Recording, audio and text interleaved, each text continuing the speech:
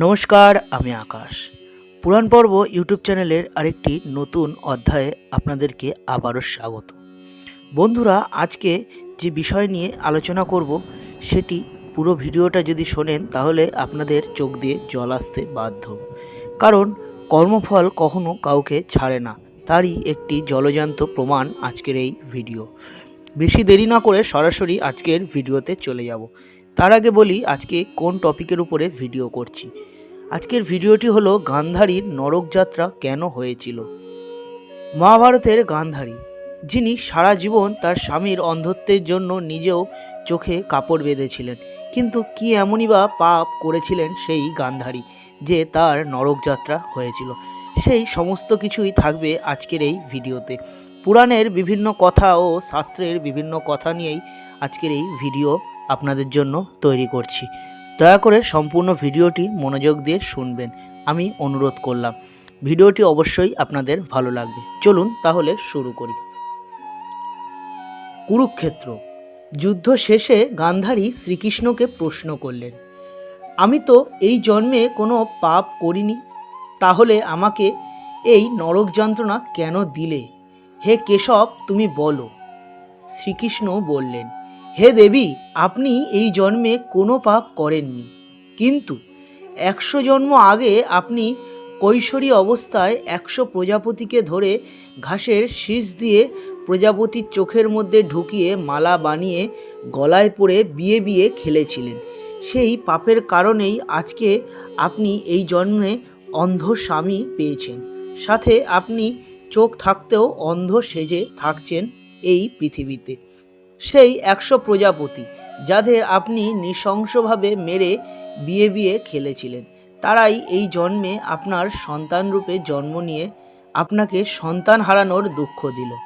দেবী, আপনার তো আনন্দ করবার কথা, প্রতি জন্মে তিলে তিলে আপনাকে এই নরক যন্ত্রণা পেতে হয়নি। গান্ধারী হতবাক হয়ে শুনলেন, 100 জন্ম আগের পাপের শাস্তি এই জন্মে দিলে? শ্রীকৃষ্ণ তখন বললেন, আপনার কর্ম অনুযায়ী পূর্ণকর্ম শেষ হলেই পাপকর্মের শাস্তি পান। আপনার পুণ্যকর্ম শেষ হতেই আপনার পাপকর্মের শাস্তি আপনি পেয়েছেন। ধৃতরাষ্ট্র তখন সব শুনছিলেন। সব শোনার পরে বললেন, আমি কি পাপ করেছি যে তুমি আমাকে জন্মান্ধ করে আমার 120 সন্তানকে নৃশংসভাবে হত্যা করলে? শ্রীকৃষ্ণ তখন ধৃতরাষ্ট্রকে বললেন, হে রাজন, আপনি 100 জন্ম আগে রাজা ছিলেন।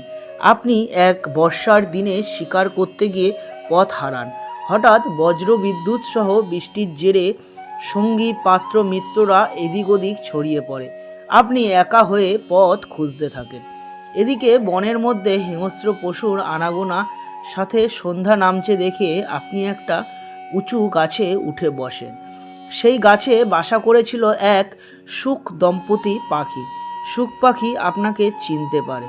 সে তার স্ত্রীকে বলে, আমাদের অতিথি হয়ে রাজা এসেছেন। তিনি এই ঝড় জলের রাতে বৃষ্টিতে ভিজে ঠান্ডায় কাঁপছেন। আমি একটু আগুনের ব্যবস্থা করি। এই বলেই সেই সুখ পাখি উড়ে গ্রামে গিয়ে ঠোঁটে করে এক টুকরো আগুন আর কিছু শুকনো ডালপালা এনে আপনার সামনে জ্বেলে দেয়। আপনি হাত পা সেঁকে গরম হন। সুখ পাখি বুঝতে পারে আপনার খিদে পেয়েছে। সুখ পাখি তার স্ত্রীকে বলে, বাসায় অতিথি এসেছে, তাকে খেতে দেওয়া উচিত। অতিথি সেবা নারায়ণ সেবার সমান। তুমি সন্তানদের দেখো, আমি আগুনে প্রাণ দিয়ে অতিথি সেবা করি। এই বলে সুখ পাখি আগুনে প্রাণ বিসর্জন দেয়। আপনি সেই সুখ পাখিকে পরম আনন্দে খান। এই দেখে সুখ পাখির স্ত্রী কান্নায় ভেঙে পড়ে। সে ভাবে, স্বামী স্বর্গে গেলেন, এইভাবে অনাথ আমাদের করে, তবে আমরাও বাঁচার দরকার নেই। আমিও সহমরণে গিয়ে অতিথি সেবা করে স্বর্গে গমন করি। এই বলে সেও আগুনে প্রাণ বিসর্জন দেয়। আপনি সেই পাখিকেও খেয়ে ফেলেন। এই পাখি দুটোকে খেয়ে আপনার খিদের কারণে লোভ অত্যন্ত পরিমাণে বেড়ে যায়।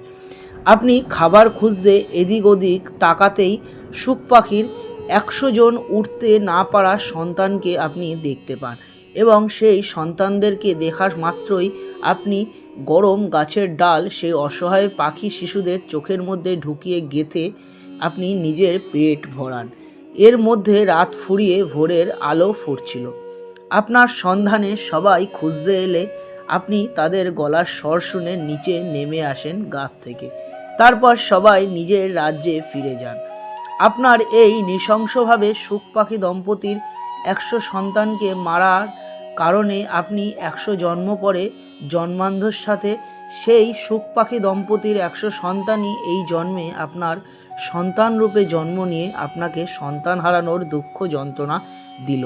শ্রীকৃষ্ণ বললেন, আপনি এই জন্মে বা আগের জন্মে যে পাপ করবেন, আপনার পুণ্যকর্ম শেষ হতেই আপনি সেই পাপ কর্মের শাস্তি হিসাবে ফল ভোগ করবেন। সেই কারণেই বন্ধুরা, আপনাদের সবার কাছে অনুরোধ, আপনারা এই জন্মে হোক বা পূর্বজন্মে তো আপনারা কি করেছেন সেটা তো আজকে কেউ বলতে পারবে না, কিন্তু চেষ্টা করবেন এই জন্মে কোনো পাপ না করার, অকারণে কোনো জীবকে হত্যা না করতে, অকারণে কোনো জীবের কষ্ট না দিতে।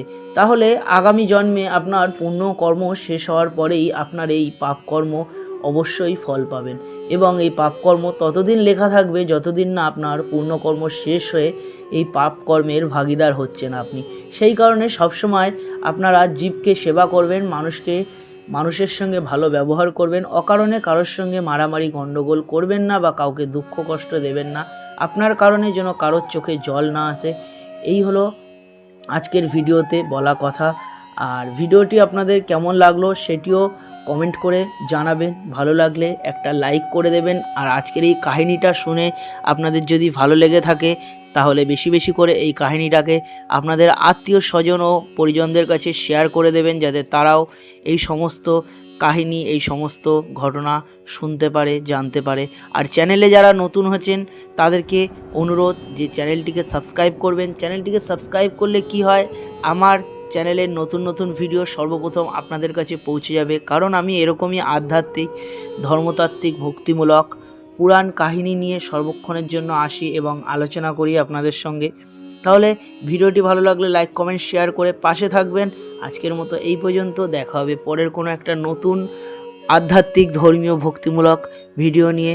ভালো থাকবেন, সুস্থ থাকবেন এবং সদা সর্বদা আমার এই চ্যানেলের সঙ্গে যুক্ত থাকবেন। ধন্যবাদ।